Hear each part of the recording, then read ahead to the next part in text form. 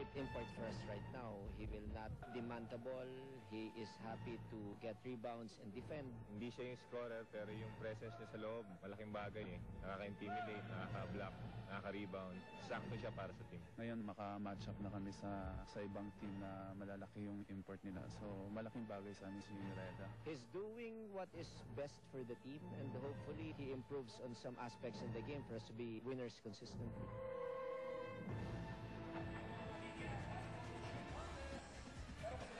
Alright, balik po tayo dito sa Cuneta Astrodome. At panoorin nyo, itong isang eksenang ito.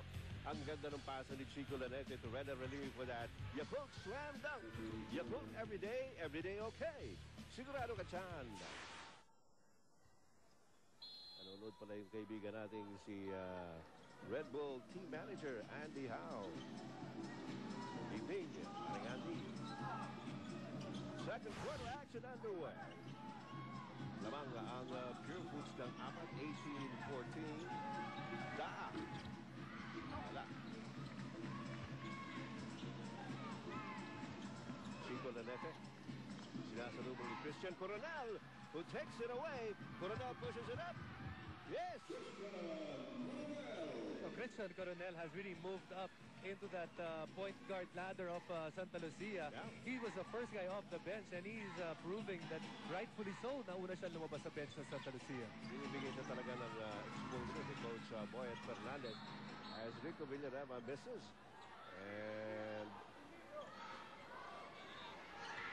And he is called for the foul.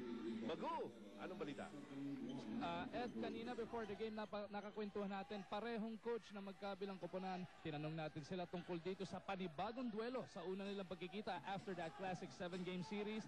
Both coaches agreed na hindi na nila masyado iniisip yun. It is a new conference, bagong bakbakan na naman nga daw ito. Pero ito si Coach Ryan, ang gusto lang niya mag-improve sila every single game at makapick up naman daw ng kauna-unang back-to-back wins dito sa Fiesta. Para naman kay Coach Boyet Fernandez, etong Pure Foods daw mahirap dahil may bago ding import, pero he always enjoys playing Pure Foods, and the players also have been longing or have been hoping to play Pure Foods dito sa Fiesta. Excited na excited sila. They just hope they can come out strong and sustain it all the way to the end after coming off that Friday ball game against Welcome. Back to you guys. Enjoy pala, ha? Well, yung enjoy na panoorin itong dalawang koponan ito. Although, sabi nga natin, the first quarter started off really sluggishly. At ang tagal ng 4-0 score na yun ng Pure Foods, di ba? Hanggang the 6th minute. And you would think Santa Lucia was very lucky to get away, only down by 4 points in that first quarter. Pure Foods really outplayed them. They were out-rebounded, and they only shot 25% from the field. So, but still being able to be in this game after shooting so poorly in that first quarter is a good sign para sa Santa Lucia. What about this guy, Peter June Sibon? Hindi tumitigil eh.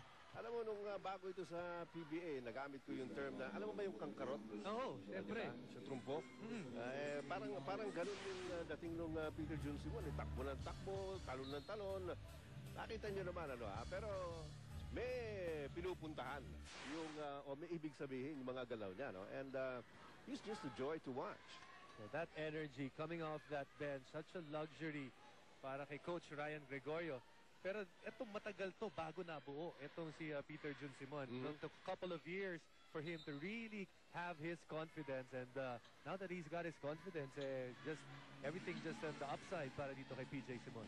Ano itong pinag-uusapan ng mga referee?